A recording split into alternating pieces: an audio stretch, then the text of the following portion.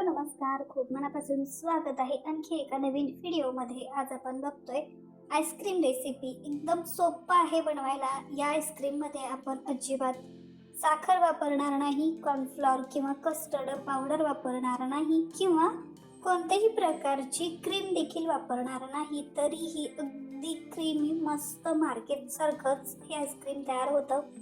हे आईस्क्रीम बनवण्यासाठी इथं मी एक जाड बुडाचं भांडं घेतलेलं आहे आणि या भांड्यामध्ये 1 लिटर फुल फॅटचं दूध घेतलेलं आहे। दुधाचा कोणताही पदार्थ बनवते वेळी फुल फॅटचं दूध घ्यायचं, म्हणजे पदार्थ अगदी छान क्रीमी तयार होतो। 2 मिनिटाच्या अंतरानं त्याला ढवळून घ्यायचं। त्यानंतर गॅसची फ्लेम मीडियम करायची आणि हे दूध कमीत कमी 20 ते 25 मिनिटं उकळू द्यायचं।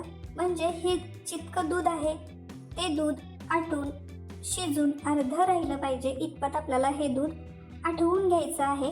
तर इथं बघू शकता छान उकळी फुटलेली आहे आणि आता मी गॅसची फ्लेम थोडीशी कमी करते, म्हणजेच गॅसची फ्लेम मीडियम करायची आणि मीडियम केल्यानंतर ही मध्ये मध्ये 2 ते 3 मिनिटानंतर हे दूध असंच ढवळून घ्यायचं आणि इथं जवळपास 20 मिनिटानंतर बघू शकता दूध आपलं बऱ्यापैकी आटलेलं आहे, शिजलेलं आहे। या दुधाला एक छान असा दाटसरपणा देखील आलेला आहे।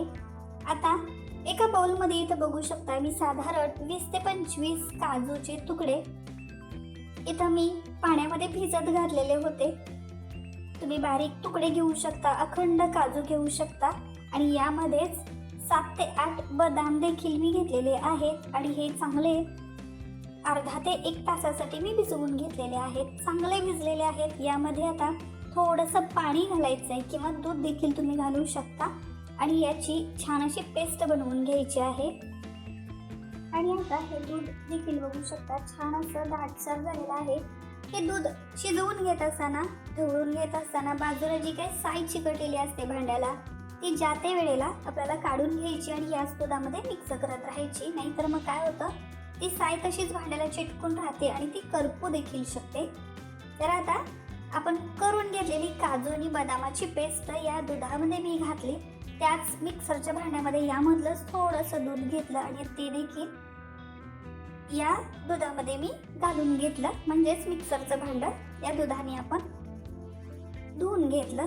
आता बघू शकता पेस्ट घातल्यानंतर लगेच या दुधाला अजून दाटसरपणा आलेला आहे। बघू शकता मस्त असं छान क्रीमी दिसतंय आपलं दूध। या चॅनलचे व्हिडिओ पहिल्यांदा बघत असाल तर सबस्क्राईब करून घ्या आणि व्हिडिओ आवडला तर एक लाईक करायला विसरू नका। हे सगळं करत असतानाच एका वाटीमध्ये मी गरम दुधामध्ये केशरच्या काही काड्या भिजायला घेतलेल्या होत्या आणि ते भिजलेलं केशर देखील दुधासह या उकळत असलेल्या दुधामध्ये मी घालून घेतलं। केशर घातल्यामुळं या आईस्क्रीमला, या दुधाला एक छान चव देखील येते आणि थोडासा रंग देखील चेंज होतो या आपल्या दुधाचा।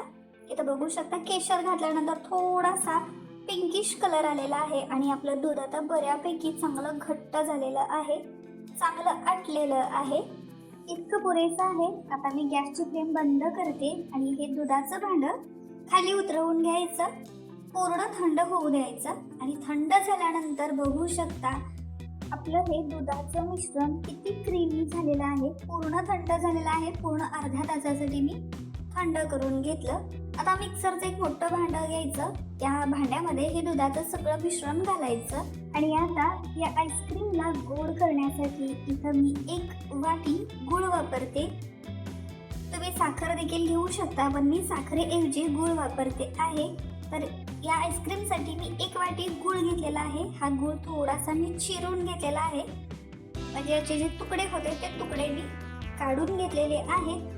तुमच्या आवडीनुसार गोडाचं प्रमाण कमी जास्त करू शकता। त्यानंतर थोडीशी वेलची पावडर टाकली, याऐवजी तुम्ही एखादा इसेन्स देखील वापरू शकता, जसं की व्हॅनिला इसेन्स। आता हे आईस्क्रीमचं मिक्स आपलं तयार झालेलं आहे। छान असं मी मिक्सरला फिरवून घेतलेलं आहे, बघू शकता क्रीमी झालेलं आहे।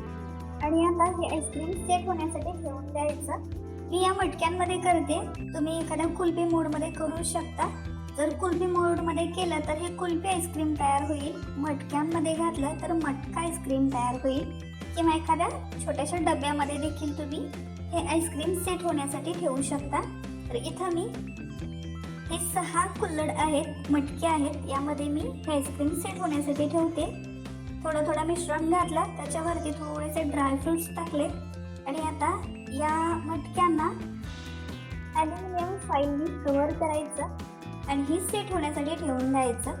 तर इथं मी छोटे छोटे ॲल्युमिनियम फॉइल घेतलेले आहेत, याच्यावरती लावायचं आणि तुम्ही असंच हे थोडंसं पिंच करून सेट करू शकता किंवा या प्रकारे एखादा रबर घालू शकता. त्यामुळे ते सेट राहतं, हलणार नाही किंवा निघणार नाही. आणि आता पूर्ण 7 ते 8 तासासाठी, कमीत कमी 5 ते 6 तासासाठी फ्रीझरमध्ये हे सेट होण्यासाठी ठेवून द्यायचं. जर जास्त वेळ असेल तर पूर्ण रात्रभरासाठी किंवा पूर्ण दिवसभरासाठी देखील सेट होण्यासाठी ठेवू शकता. इथं बघा, दुसऱ्या दिवशी मी हे आईस्क्रीम घेतलेलं आहे, म्हणजेच रात्रभर मी सेट केलेलं आहे. दुसऱ्या दिवशी सकाळी हे आईस्क्रीम दाखवते. तर छान असं सेट झालेलं आहे. मस्त क्रीमी आपले कुल्फीसारखं हे आईस्क्रीम दिसतंय. अगदी छान टेस्टी झालेलं आहे. याच्यावरती थोडीशी आणखी सजावट करून घेते, थोडीशी टूटी फ्रुटी घालते आणि हे आईस्क्रीम आता खाण्यासाठी तयार झालेलं आहे. आजची ही रेसिपी कशी वाटली ते कमेंट करून मला नक्की सांगा. व्हिडिओ आवडला असेल, रेसिपी आवडली असेल तर व्हिडिओला लाईक करायला विसरू नका. चॅनलला सबस्क्राईब केलेलं नसेल तर सबस्क्राईब करून घ्या. त्यासमोर येणारं बेल आयकॉन प्रेस करा, म्हणजे येणाऱ्या सगळ्या व्हिडिओचं नोटिफिकेशन तुम्हाला मिळत राहील. थँक्यू.